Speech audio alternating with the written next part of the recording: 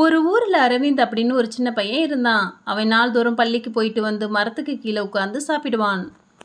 ஒரு நாள் அவன் அங்கே போயிருந்தப்போ ஒரு புறாவை பார்த்தான். அது வலையில் சிக்கி துடிச்சுக்கிட்டு இருந்துச்சு. அவன் உடனே ஓடிப்போய் அந்த வலையை மெதுவாய் எடுத்தான். புறா பறந்துச்சு ரொம்ப சந்தோஷமா. அடுத்த நாள் அந்த மரத்துக்கு கீழே அரவிந்த் பர்கர் சாப்பிட்டுக்கிட்டு இருந்தான். அரவிந்த் நேத்து காப்பாத்தின புறா அவன்கிட்ட இருந்த அந்த பர்கரை தூக்கிக்கிட்டு போச்சு. அரவிந்த் ரொம்பவே கோவப்பட்டான் அந்த புறா மேல. ஆனால் அப்போ தான் அவன் பார்த்தான், அவன் உட்கார்ந்த இடத்துக்கு கீழே ஒரு பாம்பு. அரவிந்துக்கு அப்போ தான் புரிஞ்சது அந்த புறா தான் உயிரை காப்பாற்றிருக்குன்னு. அந்த புறா தன்னுடைய நன்றியை ஒரே வார்த்தையில் சொல்லிட்டு போகுதுன்றதை புரிஞ்சுக்கிட்டான். ஒரே வகுப்பில் படிக்கின்ற இரு சிறுவர்கள், கணேஷ் விக்னேஷ். கணேஷ் யாருக்கும் எதுவும் கொடுக்க மாட்டான், நான் வாங்கினது எனக்குத்தான் அவனுடைய ஃபேமஸ் டயலாக். ஆனால் விக்னேஷ் அவனது பேனா, சாப்பாடு எதுவாக இருந்தாலும் பகிர்வதில்தான் அவனுக்கு சந்தோஷம். ஒரு நாள் விக்னேஷ் பென்சிலை மறந்து விட்டான். கணேஷ், உன் பென்சிலை எனக்கு கொஞ்ச நேரம் தரலாமா? நான் கொடுக்க மாட்டேன், என்னுடைய பென்சில் எனக்கு மட்டும்தான். அதற்குள் டீச்சர் பார்த்துட்டாங்க. விக்னேஷ், உன் பென்சில் எங்க? டீச்சர் கோபமாக, பென்சில் இல்லாமல் ஏன் கிளாஸ்க்கு வந்த? நாளைக்கு பெற்றோரை கூட்டிட்டு வா. அந்த நாள் அவனுக்கு கொஞ்சம் கஷ்டமாக சென்றது.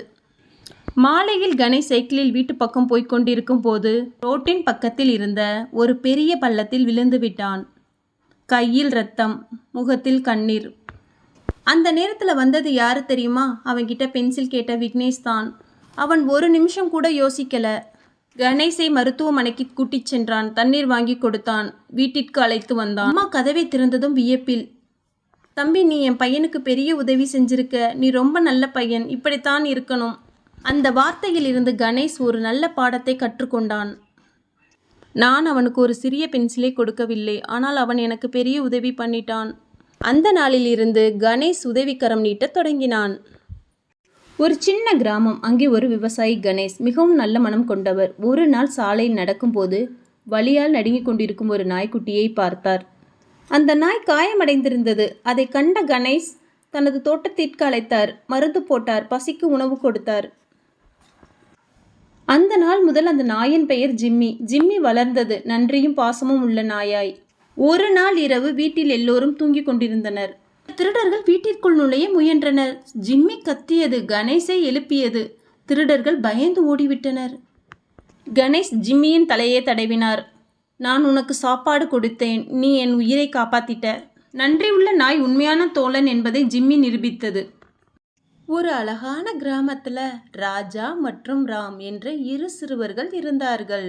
அவர்கள் இருவரும் ஒரே வீட்டில் பிறந்த சகோதரர்கள்தான். ஆனால் தினமும் சண்டைதான். ஒரு நாள் ரெண்டு பசங்களையும் அப்பா கூப்பிட்டு ஒரு குச்சியை கொடுத்தார்.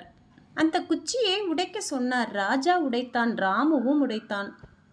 அவர் சிரிச்சிட்டே ஒரு கட்டாக 5 குச்சிகளை சேர்த்து கொடுத்தார். ராஜா முயற்சி பண்ணனான், முடியல. ராமுவும் உடைத்து பார்த்தான், முடியல. அப்பா மெதுவாக சொன்னார், தனி குச்சி ஈஸியாக உடையும், ஆனால் எல்லா குச்சியும் சேர்ந்தா எந்த சக்தியாலும் உடைக்க முடியாது. நாமும் அப்படிதான், ஒற்றுமையாக இருந்தால் எந்த பிரச்சனையையும் கடக்கலாம். ஒரு நாள் ஒரு பையன் தெருவில் ஒரு அழுக்கான நாயை பார்த்தான். அதுக்கு யாருமே இல்லை. அவனோட மனசு துடிச்சிச்சு. இதுக்கு நாம தான் நண்பன் ஆகணும்னு நாயை வீட்டுக்கு கூட்டிட்டு வந்தான். அம்மாவும் அப்பாவும் கோவப்பட்டாங்க. அழுக்கு நாய் வீட்டுக்குள்ளே வைக்கக்கூடாது.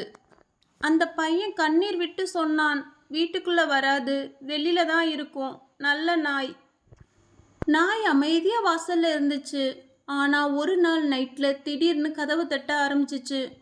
அப்பா கோபத்தோட கதவு திறந்தாரு. அட நாயே, நீ ஏன் கதவை தட்டுற? நாய் என்ன செஞ்சிச்சு தெரியுமா? நேராக அந்த பையனோட ரூமுக்குள்ளே போச்சு. அப்பா பின்னால் வந்தார், கதவை திறந்தார். அந்த பையன் கீழே விழுந்து மயங்கி இருந்தான். அப்பா உடனே ஆம்புலன்ஸ், ஹாஸ்பிட்டல். டாக்டர் சொன்னார், இன்னும் 10 நிமிஷம் தாமதம் ஆயிருந்தா பையனை காப்பாற்ற முடியாதுன்னு. அம்மாவும் அப்பாவும் சோகத்தோடு அந்த நாயை பார்த்தாங்க. அந்த நாய் கண்களால் பேசியது, எனக்கு சத்தமாக சொல்ல முடியாது, அதனால்தான் கதவை தட்டினேன்.